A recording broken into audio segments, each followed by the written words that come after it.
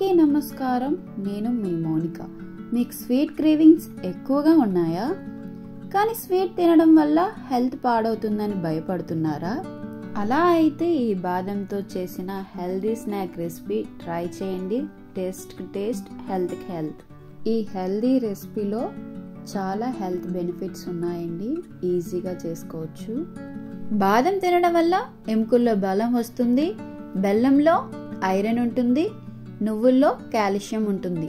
తక్కువ ఇంగ్రీడియంట్స్తో చాలా ఈజీగా చేసుకోవచ్చండి. ప్రాసెస్లోకి వచ్చేస్తే ఫస్ట్ మనం గ్యాస్ స్టార్ట్ చేసేసుకొని నెయ్యి వేసుకోవాలండి. కొంచెం వేడైన తర్వాత బాదం వేసుకోవాలి. గీ యూజ్ చేయకుండా కూడా చేసుకోవచ్చు, బట్ స్మోకీ ఫ్లేవర్ వస్తుందండి. గీ యూజ్ చేయడం వల్ల బాగా వేగుతుంది, లేదంటే బాదం మాడిపోతుందండి.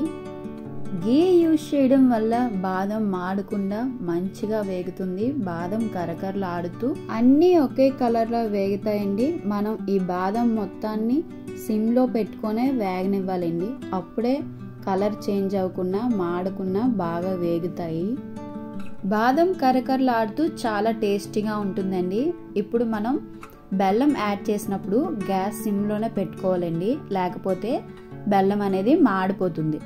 బెల్లం వేసిన వెంటనే రెండు మిక్స్ చేసుకొని కొంచెం వాటరే యాడ్ చేయాలండి. మరీ ఎక్కువ వాటర్ కూడా యూజ్ చేయకూడదు, ఎందుకంటే మనం బెల్లం కరిగే కొద్దీ అది వాటర్ రిలీజ్ చేస్తుంది కదా. ఫస్ట్ మనం కరగడానికి కొంచెం వాటర్ వేస్తే చాలు, తర్వాత అదే పాకంలా వస్తుంది. బాదం కూడా బాగా పడుతుంది. బెల్లం పౌడర్ ఉంటే బెల్లం పౌడర్తోనే చేసుకోవచ్చు. లేదు మా దగ్గర బెల్లం ఉందంటే బెల్లాన్ని ఫస్ట్ కరగ తీసుకొని అది కొంచెం పాకంగా మారిన తర్వాత మనం ఈ బాదంని యాడ్ చేయాలండి. అప్పుడే మనకి బాగా వస్తుంది. పాకం కూడా బెల్లంకి పడుతుంది. షుగర్తో కూడా చేసుకోవచ్చండి, కానీ షుగర్తో పోల్చుకుంటే బెల్లం బెస్ట్ కదా, ఐరన్ అవన్నీ ఉంటాయి కాబట్టి మనం బెల్లంతో చేసుకోవచ్చు. లేదు మేము షుగర్తోనే చేసుకుంటామంటే షుగర్తో ఎలా చేసుకోవచ్చు. బాదం వేగిన తర్వాత షుగర్ తీసుకోవాలండి. షుగర్ కూడా కరగడానికి కొంచెం వాటర్ యాడ్ చేయాలి, అప్పుడే పాకం బాగా వస్తుంది. మనం నువ్వులు ఎప్పుడు యాడ్ చేయొచ్చని మీకు డౌట్ రావచ్చు.